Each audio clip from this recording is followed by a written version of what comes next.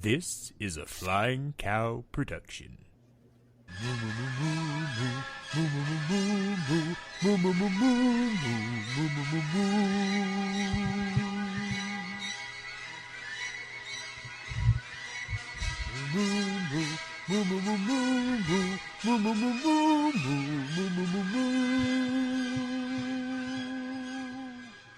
Well, hello and welcome back to the the Great Film Challenge, a special off the list episode. Woo-hoo. That's right.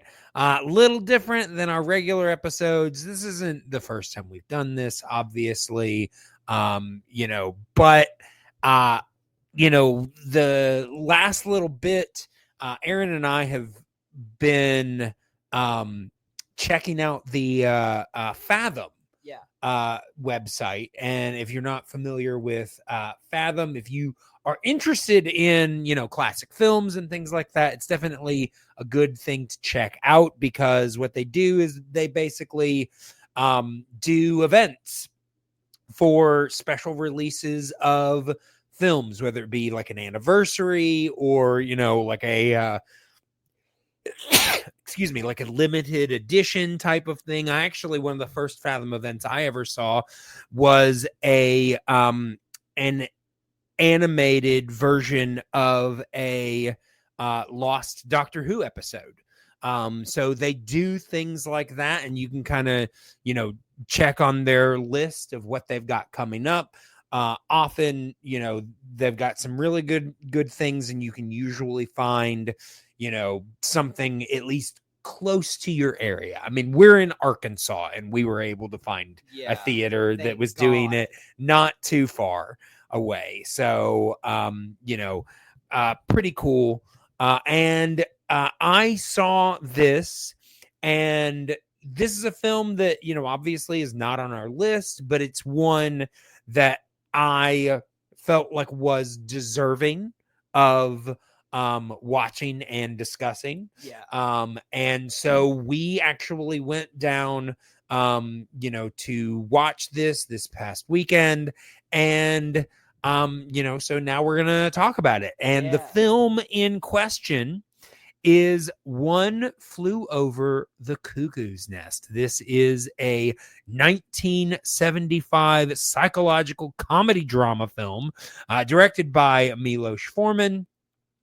And let's see, it was the music was Jack Nietzsche, and it stars Jack Nicholson, Louise Fletcher, and lots and lots of others that aren't readily available on this list. I mean, young performances by Danny DeVito, Christopher Lloyd, Brad Dourif, and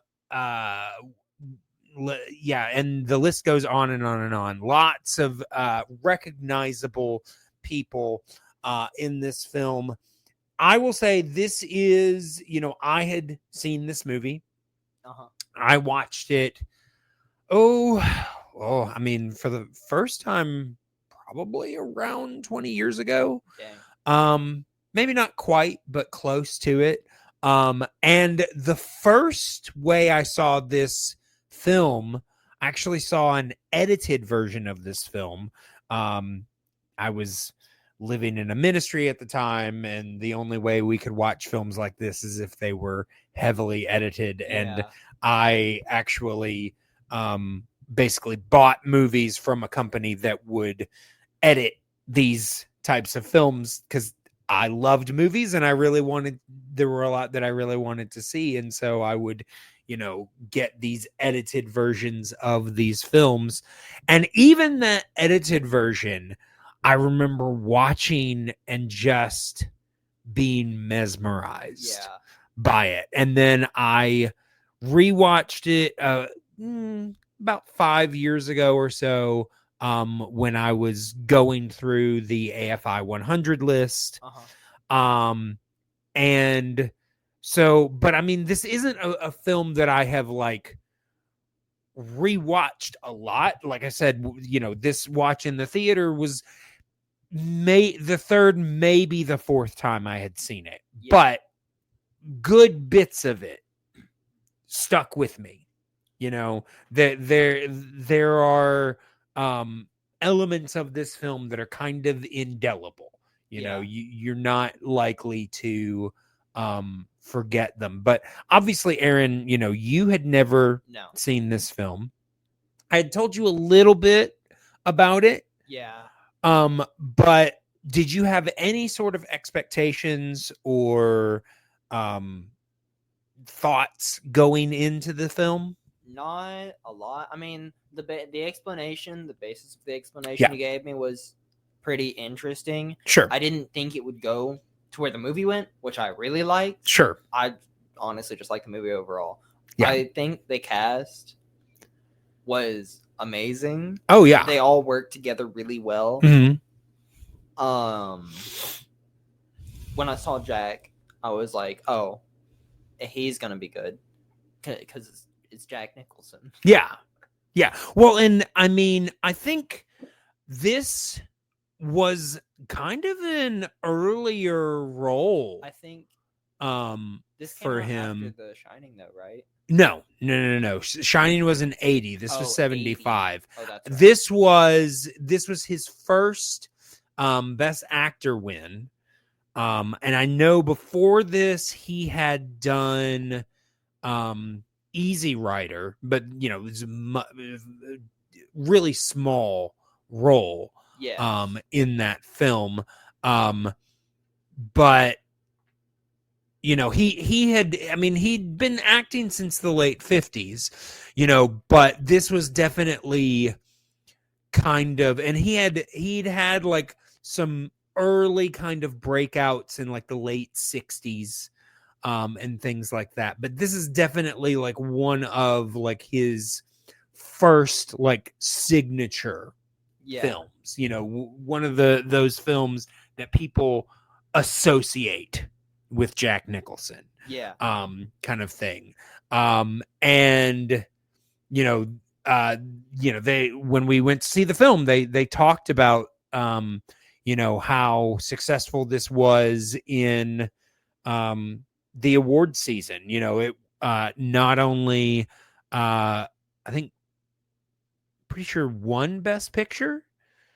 I want to double check on that real quick, but I know that it swept the all of the acting awards, or at least the major acting awards, which the only film that had done that previously was It Happened One Night.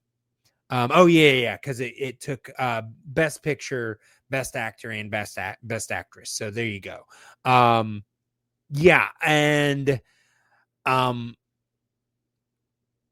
Okay, so it won the big five. It won Best Actor, Best Actress, Best Director, Best Picture, and Best Adapted Screenplay. Because this is based on a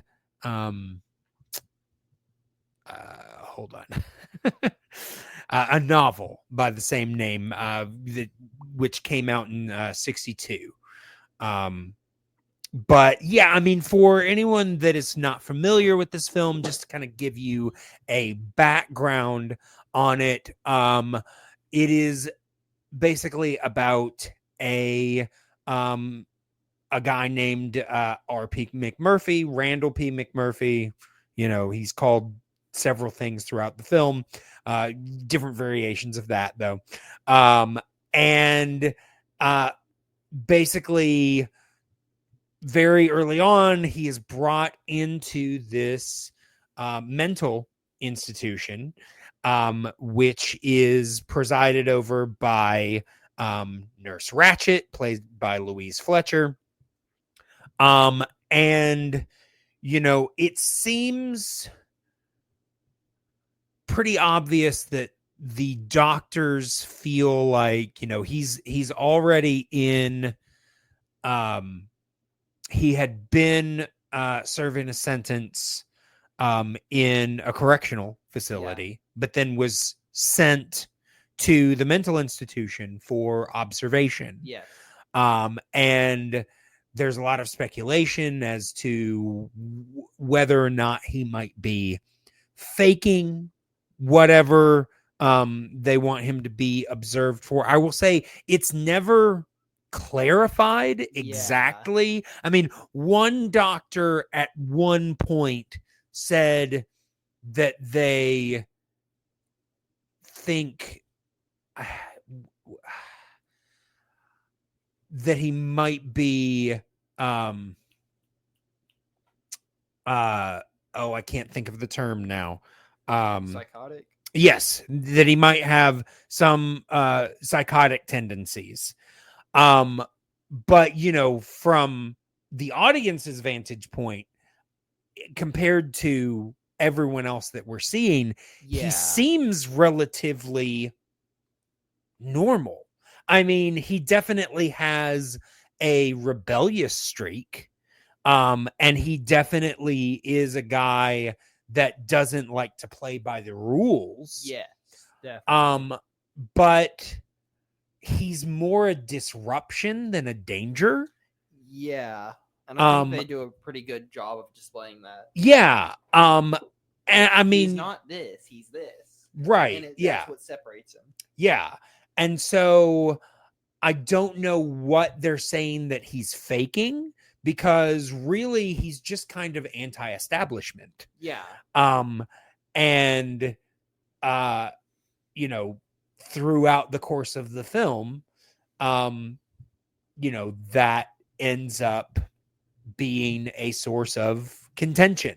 Yes. Between him and the staff, specifically Nurse Ratched. Yes.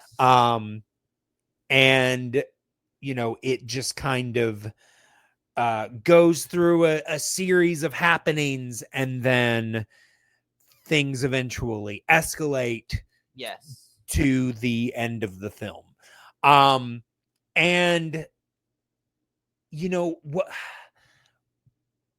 what's so interesting to me about this film, and I mentioned this to you, is that you could take this film a couple of different ways. You could take it as straightforward, more kind of realistic, talking about, a person actually behaving this way and things like that. Or you could take it kind of in a metaphorical way. Yes. Because obviously this film was set in the 60s. Yeah. And mental health is not what it it was not then what it is now. And I mean, even now it could be better, of course. Yeah. But hopefully at this point we're always looking for ways to improve those types of things. But within the realm of the film, obviously it could be specifically about the mental institution, but it could also just be about society, because he kind of represents anyone who kind of fights against the establishment, and the way that the establishment doesn't want to change, even when it probably should. And so basically the way that they deal with those elements that try to cause or force them or to change, they often deal with in the most violent and unnecessary ways. So like I said, this definitely could be about the state of mental institutions at the time. It definitely does depict, their uses of electroshock therapy, and also, spoilers at the end, their uses of lobotomies, which, basically just robbing a person of who they are. Yep. Bye-bye. Yeah. But yeah, this is such an interesting. There's so much to take from it. Yeah. I think that's one of the things I love about it. Well, because, we had a talk about this in the car on the way back. Obviously he is a rebellious element in a place of routine and normalcy. Yes. And I mean, I will say there definitely is an argument to be made that within a mental institution, there does need to be routine. Yeah. There does need to be things like that. But which is why I feel like this is also very metaphorical, because Nurse Ratched has a way of presenting these things that are, make sense when you hear them, but she's so in control and so placid that it is almost insidious. Yeah. Like she's so pleasant that it's unnerving. But I mean, actually, I wouldn't even say the word pleasant. She's more just, like I said, like non-emotional. Yeah. And just kind of, no, that's not what we're going to do. And it's just it's almost weaponized to an extent. She does at some point. Mm-hmm. And I mean, like, from her perspective, like, not to weaponize it, but to utilize it. Mm-hmm. There's a point, right? Like, even though they are mental patients, who majority of them are loony, right? I feel like it's almost in efforts to dehumanize them. Yeah, I mean, here's the thing. I think if we had seen her acting that way just with the typical patients in her care, I don't know that we would have sensed the malevolence that we do. It's that she does not change her tack at all with McMurphy, even though he is obviously on a different level. Yeah, and I kind of like that, because it's like you bring in an outside force, but how much would that change things? Like I said, it highlights her kind of, I mean, and we talked about this, that she seems to thrive on control. Yeah. There's that scene, and Mac even talks about it with the doctor, that she doesn't play fair. There was the scene with the baseball game, with and she seems to make it seem like, well, if enough people in the group vote for watching the baseball game, then it'll be fine. Well, then they all do. And then she's like, no, because now we're going to talk about that there's more people in this room. And you get the distinct feeling that no matter what happens, she's going to keep moving the goalposts. Yeah. Instead of telling Mac, I don't think that playing the ball game is a good idea. Yes. Or, sorry, we're just not going to play the ball game. She plays with his expectations. She messes with him. Yeah. I don't think that she would see it as messing with him, but that's definitely the way that it comes off to him and to the audience.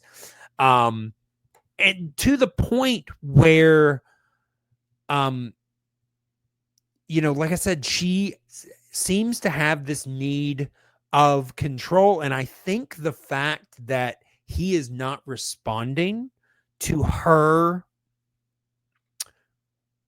the way that she conducts herself, I think she wants to break him.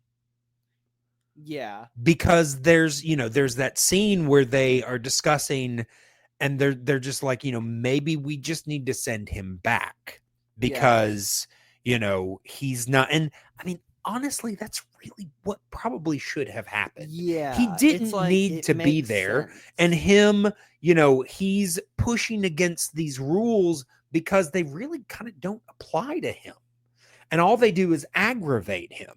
Yeah. But instead of, altering their rules, for him, or just getting him to a place where he can be better cared for, she's like, no, I think we can help him, is what she said. Yeah, and I feel like that from any standpoint or to any degree was motivated by some want of hers. Yeah. I don't see... She's clearly a logical person when it needs to happen or when she's not looking for something, but like, still, he should not have been there. No. Well, and we even talked about the fact that the way that he conducts himself is inappropriate for the setting. Yeah. But at the same time, and it's pointed out to him at a certain point that the majority of the people that are there are actually there of their own choice. Yeah. So really, they should be on a track more towards reintegration, rather than, separation. Yes. Yet instead they're being treated, he's shocked when he discovers some of the people that are like literally, it's like him and two other people, and not including the people that are kind of locked in and don't talk and things like that, but they're the only ones that are committed. The majority of the other people there are there of their own choice, and yet there's the scene where he breaks out, commandeers the bus, and takes them all fishing, and basically just treats them like normal people. Yeah. And it seems to me like the most therapeutic scene in the whole movie. It was amazing. Completely inappropriate, completely against the rules, yet it seemed to do the most for those people. Yeah. And here's the thing, they were obviously on their way to go to some sort of field trip, but I don't know what it was. It didn't seem to be a place where they could just interact and act like regular people. Yes. And I feel like that's really kind of what they needed, but that was not in her schedule. That was not in her timetable. And so that was never going to happen, even though it might actually have been what was best for them, So yeah, I mean, it's such an interesting film to discuss and dissect and talk about. Yeah. Because there are so many things that happen. It's what I find so interesting is that there's the point towards the end where he's basically got it fixed. He's breaking out. He's getting out of there. Why he had the girls stay and entertain the guys, I don't know. Yeah. But he did. And I think it was because he had started to think of these guys as his friends, But even at that point, in the middle of the night, he's like, okay, we're getting ready to go. And it's like, the way that they're building up to this, it's like this seems like it seems like at this point in the movie, we could have a conventional Hollywood happy ending. Yeah. Where he is like a guy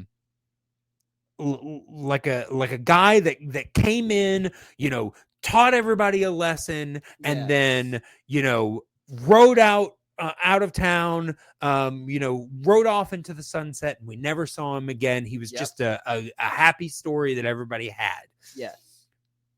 But instead, But they don't, and I kind of like that, honestly. oh yeah, I mean, absolutely, because it's like, yeah, that doesn't really happen. And what is it that causes him to stay? It's once again giving somebody the opportunity to be a little bit more human. Yeah.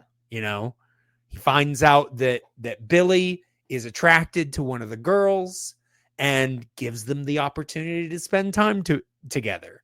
And then everybody falls asleep. Yep. And they're caught in the morning. And then, one thing after another, Billy gets caught. Nurse Ratched shames him, knowing that he has a history of being suicidal, knowing that his mother is a trigger, knowing all of this stuff about him. Yes. And then leaves him unaccompanied in the doctor's office. Look at this. Yeah. Like evil genius. Yeah, I mean, and that's one of the points in the movie that really turns people against her. It's like, she's going to use all of her information on him against him, especially with and the thing is, at that point, and then she leaves him alone. I think that him killing himself was a miscalculation on her part. I don't think she thought about the fact that would happen. I think she thought enough because here's the thing. She walks into this scene and her place of control, her place of order is disrupted. Yes. So she needs to regain her control. How can she do that? Belittle this guy. Yeah. So I'm going to belittle you. Okay. And now I'm going to build even more fear. I'm going to tell your mother, you're going to talk to the doctor. Go ahead. I don't think she really thought about what he would do. Yeah. I think it was all about her regaining her power. And then when he did that, he took her power away again, because I don't think that it can be argued that wasn't her fault. Yeah. And I mean, obviously she wasn't found culpable of it because she still has her job afterwards. I mean, I think a lot of that had to do with the fact that McMurphy attacked her afterwards, which of course then led to, his demise. Yes. But yeah, it's just such an interesting, and then of course you've got the character that we haven't really talked about at all. They call him Chief throughout the film. The actor's name is like Will Sampson, who's a giant man. He looked like someone you would recognize, and I looked at his movies and I was like, I've never seen him. Yeah, no, I mean, I think he was great though. Oh, absolutely. Yeah, he was fantastic in the film, fantastic in the role. Throughout most of the film, it's kind of just understood that he can't speak and can't hear. They call him deaf and dumb. Yeah. And then, at one point he kind of just lets McMurphy know, yeah, I can hear, I can talk. And he's just kind of this very strong presence. Yeah. From even a little bit before that, but from that point on, definitely, like, he is McMurphy's buddy. Yeah. And when McMurphy is brought back, because of course he's kind of become a bit of a folk hero amongst the ward, after the thing, everybody's just like, oh, I heard he got it out. I heard he escaped, all this kind of stuff. And like one or two people are like, no, I don't think so. And then, they bring him back and Uh-huh. he's been lobotomized and he's just not, all that's left is the body. That's all he is. Yeah. And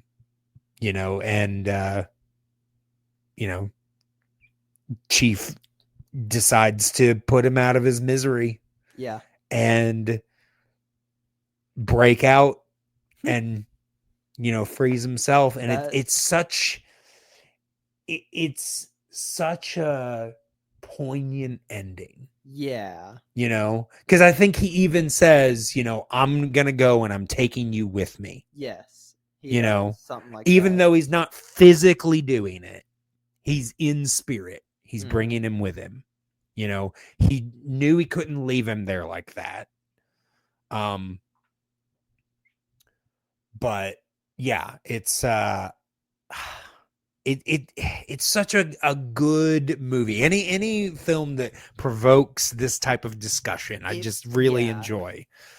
But I think poignant is honestly a really good word just to describe the movie in general. Yeah. It's just so emotionally invoking. Yeah. And I love that. Agreed.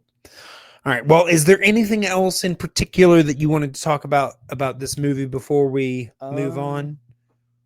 Not a whole lot. I think everyone had great chemistry. They all worked together really well. I mean, yeah. I mean, even down to the people that you don't really know outside of this film, like William Redfield as Dale Harding. I know he's done other things besides this, as well as Sidney Lassick as Cheswick.